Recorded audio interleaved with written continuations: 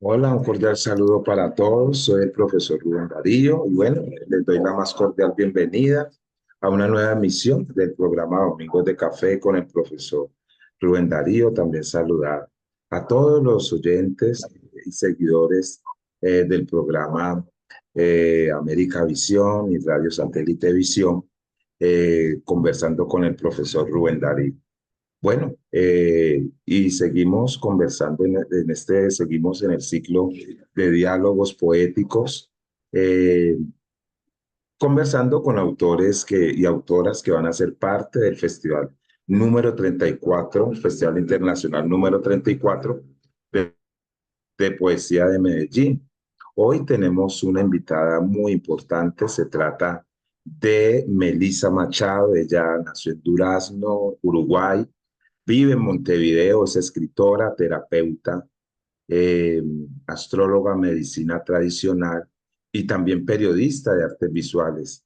Sus poemarios, por orden cronológico, son Ritual de las Primicias, Imaginarias 1994, El Lobo de la Estirpe, de la Artefacto 2004, Rituales, Estuario 2011, que reúne su poesía desde el primer libro, El Canto Rojo, Sediento de 2013, que se publica en Ciudad de México, y su última entrega es India, Dios Dorado 2019, la editorial. En este año gana el llamado editorial Amanda Bringer para publicar El Canto Blanco, último inédito, que se presentará a través de Estuario Jun y reunirá toda su poesía desde el 2011.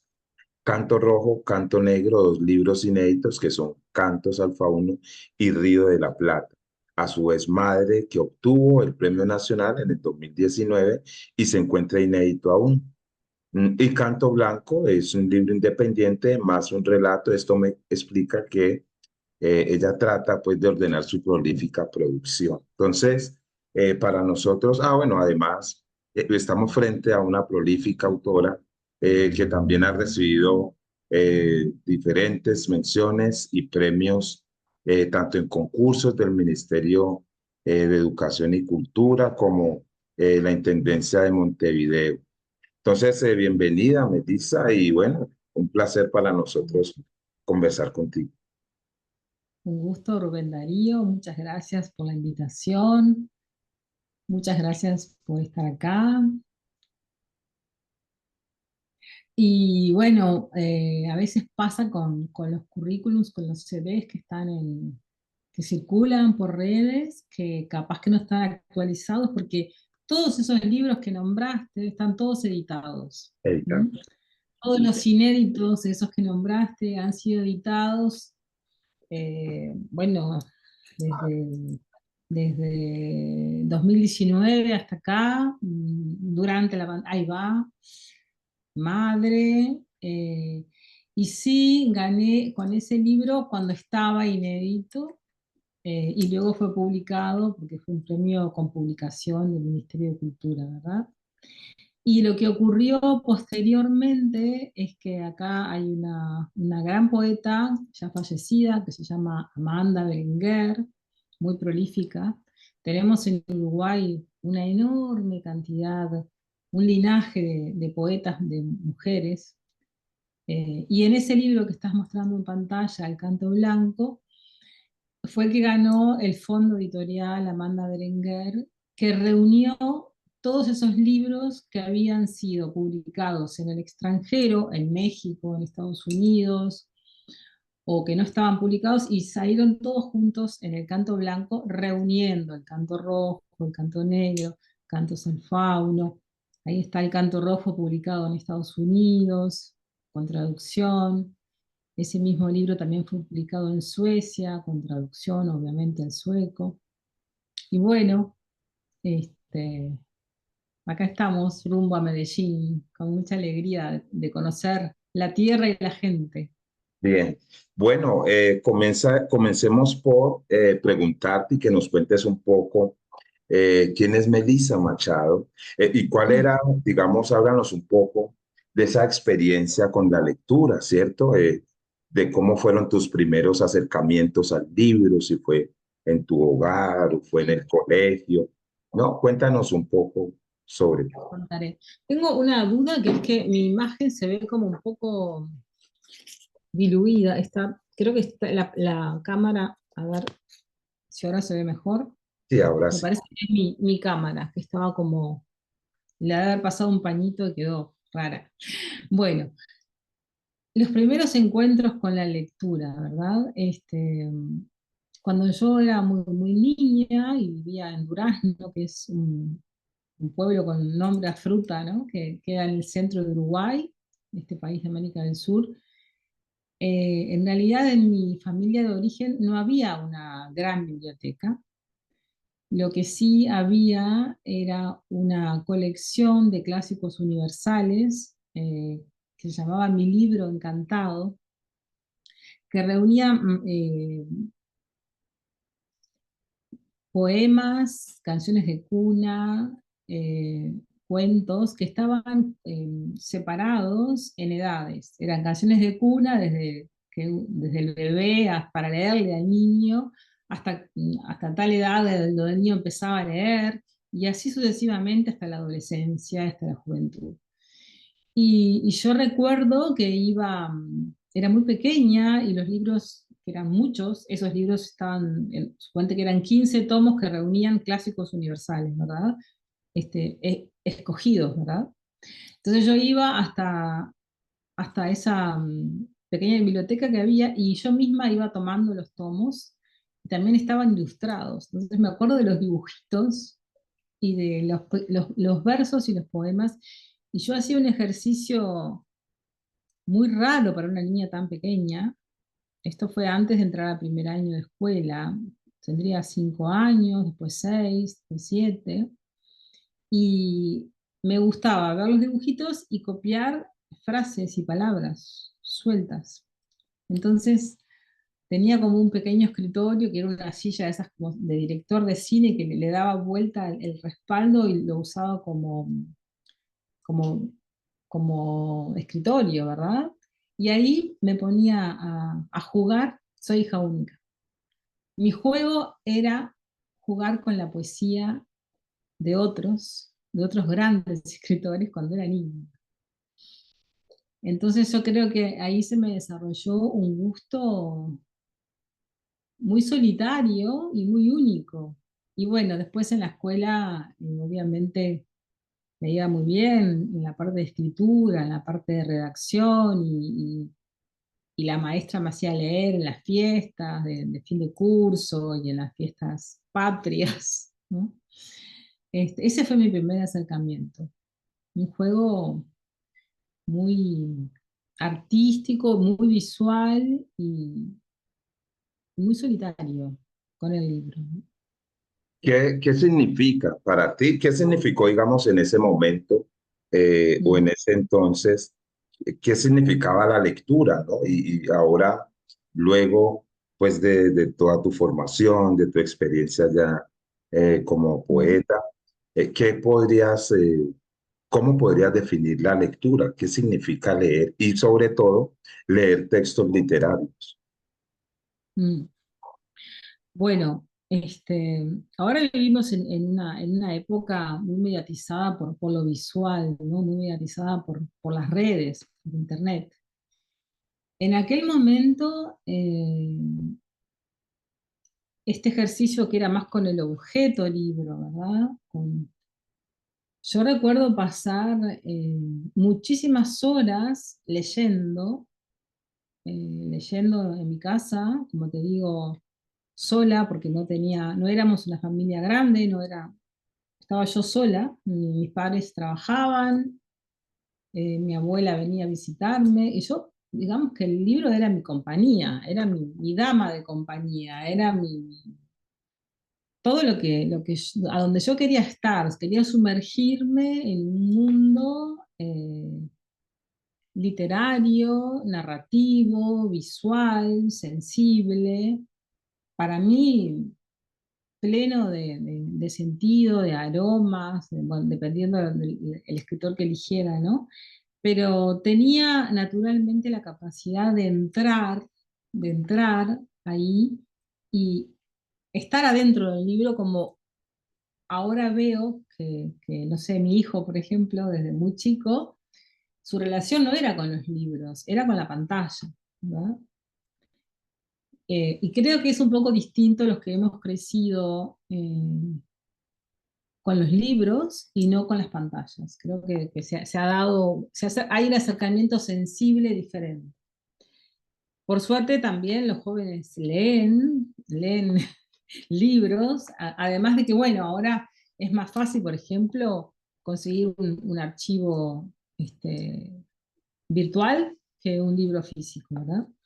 Pero creo que en todos los casos, sea un archivo virtual o un libro físico, lo maravilloso de la lectura es co-crear un texto, que es, lo leo y lo estoy co-creando porque lo estoy integrando en mí, yo tengo que llenar la imagen, ¿no? O sea, tú y yo estamos hablando ahora y yo te veo o tú me ves a mí y la imagen está ahí, pero cuando tú estás leyendo sobre una mujer que está hablando sobre literatura, tenés que inventar a esa mujer o a ese hombre, ¿no? Tenés que co-crearlo. Y eso es lo que me parece que tiene como diferencia la lectura que ver una película, por ejemplo, donde la imagen ya te es dada. Es decir, hoy se lee, yo no creo que se lea menos, sino que se lee de forma distinta. Hay Es otras diferente. maneras Sí, de sí, leer. sí, Y totalmente. sí, lo que te iba a preguntar era sobre los textos literarios. Digamos, ¿qué se requiere, sí, para entrarse a esos textos que son distintos a los otros? Y sobre todo a los textos poéticos. ¿Tú qué dirías o cuál es tu opinión sobre cómo hacer un acercamiento a ese tipo de lectura, de textos? Bueno, creo que tiene que ver con esto último que dije, ¿no? Que es que sobre todo el texto poético, el tipo de poesía que a mí me interesa, que yo leo, te interpela y te exige que tú termines de formar el sentido de lo que estás leyendo.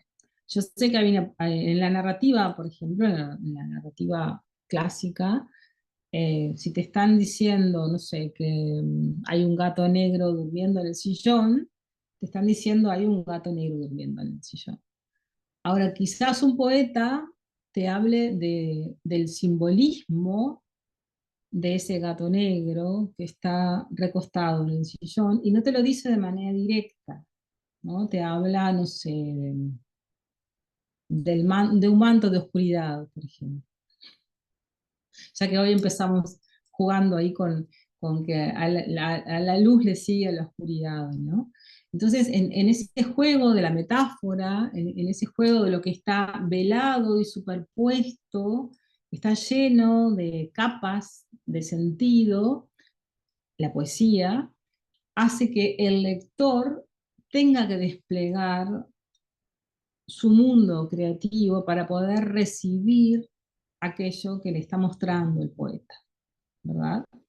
Creo que esa es una gran diferencia con la narrativa más, más clásica, ¿no? También hay ahora, ya hace tiempo, ¿no? Una narrativa, no sé, hay prosa poética, por ejemplo, yo también escribo prosa poética, acá hay una gran poeta que también falleció, Marosa Di Giorgio, falleció en 2004, que es como un ícono de la prosa poética en Uruguay, en mi país, que claro, leer a Marosa es entrar en un mundo onírico, en un mundo que te exige que tú también des el salto de jugar, de aceptar la consigna del juego. ¿Mm? Es como que la poeta, te invitan a jugar, y si tú no aceptás que es un juego, que es una consigna de juego, quizás te cueste entrar en el mundo poético. ¿Mm? Igual también creo que para leer una novela también se necesita que el receptor, el lector, se preste a entrar en ese mundo, ¿verdad? Y que mantenga ahí su atención, que mantenga ahí el placer de la lectura, como decía Roland Barthes, ¿no? Que entre, que se deje seducir por el texto, que se deje llevar, que se deje fluir en ese río de palabras y de imágenes y de sonidos y de ritmos para poder deslizarse en el mundo que el escritor creó, que es diferente. Bueno, también pasa en el cine, ¿no? O sea, hay un cine que también te exige que vos entres a jugar con eso, que te permita seducir, como en todo vínculo, creo. Mm. Sí, bueno, estudiaste periodismo, ¿cierto? ¿Qué Mm, te llamó la atención? O sea, ¿por qué miraste hacia el periodismo? ¿Y en qué mm. momento? Son como dos preguntas en uno. ¿Y en qué ¿En qué momento momento? se encuentra Mm, la poesía, ¿no? Y mm. esos garabatos que en alguna entrevista leí que mencionas que siempre estás garabateando, eh, ¿qué, qué, Sí, qué papel juegan, ¿no? ¿Qué papel juegan y desde cuándo han estado? mira. Sí, sí, la poesía te Ujú. encontró, bueno, ¿cómo fue un poco? La poesía la encontró desde muy niña, ¿no? Desde muy pequeña, sobre todo en la lectura. Luego pasé a las novelas y a los cuentos, sobre todo con el boom latinoamericano, sobre todo, ¿no? O sea, García Márquez.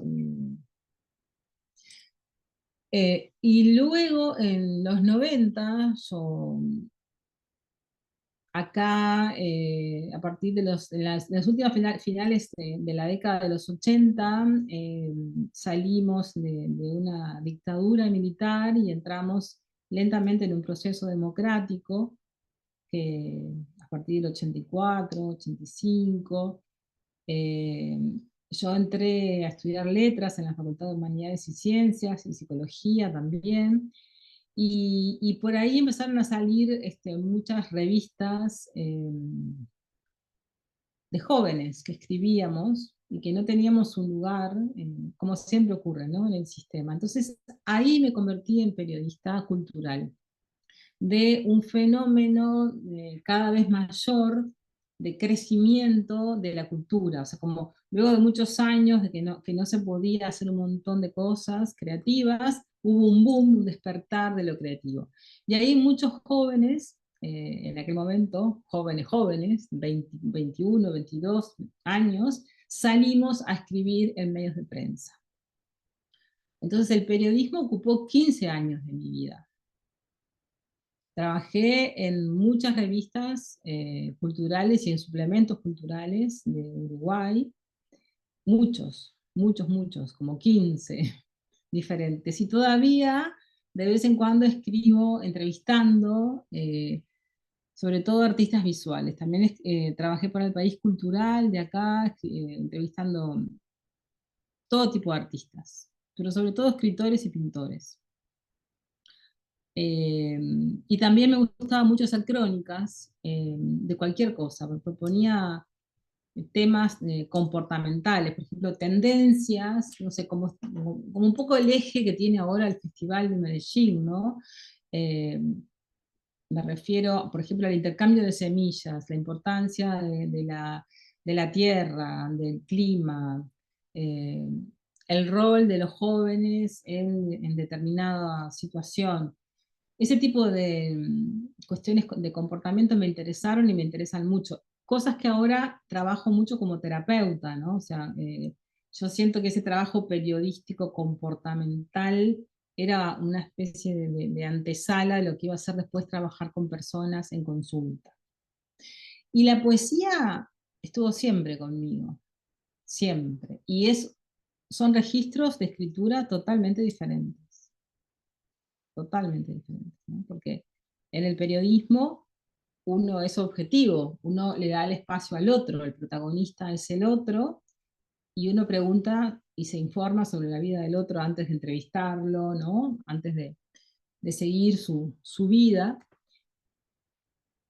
Igual que con los pacientes, uno pregunta. Y en cambio, en la poesía, la voz poética mm, emerge como un manantial. La voz poética, en mi caso al menos, no pasa por la razón, pasa por una sensibilidad, por un lugar mucho más visceral, que sí luego, en un proceso secundario, edito, corrijo y le doy una cuestión más racional, ¿no? Pero son géneros y modos de escritura y registros de escritura totalmente diferentes. Se Sí, entiende, ¿no? son diferentes, sí, Sí, y además que tienen intencionalidades distintas, ¿no? La sí. función es, digamos que es diferente, pero márcanos, digamos, como unos elementos muy puntuales eh, dentro de tu proceso creativo. Es decir, cuando te sientas a escribir un poema o un libro, ¿sí? Mm, Creativo de poesía, y mm. cuando te sientas a escribir una crónica, digamos, como ese proceso entre esos dos tipos de textos, ¿qué diferencias bien marcadas hay o cómo se da? Sí, mira, en el proceso poético precede a la escritura un proceso interno que hasta puede llevarme años. Yo durante muchísimo tiempo me di cuenta que yo escribo un libro, o escribía un libro, porque ahora escribo más que cuando era antes, un libro cada 4 años. O sea, ¿eso qué quiere decir? Que yo vivo procesos internos largos, emocionales, tengo que digerir una serie de situaciones que luego son volcadas en el papel como una suerte de escritura automática, el papel o directamente en la computadora o directamente en un celular, o sea, en lo que tenga para escribir. Y el proceso de escritura es muy corto, puede ser eh, desde una semana, 2 semanas hasta un mes. Sin embargo, el proceso que lo precedió puede llevarme años. Y observando mis libros veo que hay como un ciclo de 4 años. Eso como poesía, ¿no? También me ocurre que puedo escribir poesía espontáneamente, 2 o 3 versos, y los voy dejando ahí, o en una libreta o en la computadora, y de repente me doy cuenta que tengo un libro, ¿no? Donde el hilo narrativo de repente lo encuentro después. No es que yo me planteo seguir una estructura narrativa como sería un cuento o una novela. Pasando ahora a una cuestión más periodística. En el caso de la crónica, y la crónica tiene que ver con una descripción fáctica de hechos acaecidos en los cuales yo estuve presente, observé y luego pasé a un papel, donde yo narro la realidad como una crónica, o sea, la realidad tal cual fue. Puedo ponerle juegos lingüísticos, ¿no? Como a las 5 en punto de la tarde, en tal esquina, bla, bla, bla. Pero es algo que ocurrió y soy fiel a los hechos. En cambio, en la poesía es totalmente, totalmente no, nunca es totalmente. Es ficcional, es un pie en la realidad y un pie en la ficción. Y en el caso de la entrevista periodística, todavía se nota más la diferencia, ¿verdad? Porque es lo que tú estás haciendo conmigo ahora. Eh, la palabra la tiene el otro, uno solo pregunta. Incluso después cuando escribes, cuando tienes que traspasar la entrevista al papel, porque va a salir publicada en algún lugar por escrito, también tienes que sintetizar lo que el otro dijo, ¿no? Siendo fiel a la realidad. Creo que es una gran diferencia entre lo que es la poesía, lo que es la crónica y lo que es la entrevista, ¿no? Sí, y seguramente, pero no es una entrevista, es una conversación, un diálogo, porque La charla. sí, una charla, evidentemente, pues yo no soy periodista, pero bueno, mira, Él es eh, profesor, claro. soy profesor. Entonces, digamos, Quiere ser periodista, ¿no? También. Ser periodista yo creo que es ser un divulgador. Creo que la función de la comunicación, como enseñaba Jacobson, ¿no? Hay un emisor de un mensaje, ahí está el mensaje en sí mismo y hay un receptor. Entonces yo creo que el periodista o el divulgador lo que hace es facilitar, acercarle al público, a la mayor cantidad de gente, aquello que un artista, por ejemplo, o cualquier persona que crea, está haciendo en un mundo pequeño que de repente no puede ser claramente codificado por la mayor parte de las personas, entonces el divulgador va a mostrar eso, ¿verdad? Ahí estoy yo con mi cabello blanco. Las mujeres y nuestros cambios de pelo. Mira, bueno, maravilloso, el tiempo va pasando y la verdad, pues que aquí pasaríamos horas contigo. Solo para ir como cerrando, ¿cuál es, digamos, la finalidad de tus textos poéticos? O sea, tú escribes y hay unos elementos muy marcados en tus poesías, en tus poemas y yo quiero saber que nos digas, que nos cuentes un poco qué buscas, ¿no? Escribiendo poesía, si hay un lector que está allí implícito también en esa creación, si está pensado también el poema para darlo, o simplemente a manera de catarsis escribes. ¿Qué buscas y qué significa a partir de tu experiencia la poesía? Mm. Tú sabes que eh, para mí es imposible escribir si yo estoy pensando quién y cómo lo va a recibir una persona u otra. Eso me inhibe de escribir. O sea, yo no puedo estar pensando en el receptor del mensaje cuando estoy escribiendo. O sea, yo escribo. Porque esto también lo veo mucho en mis pacientes y en mis alumnos, porque yo doy talleres de escritura creativa, he dado varias veces, cada tanto también lo vuelvo a hacer, que es, si uno está pensando en bailar, no baila.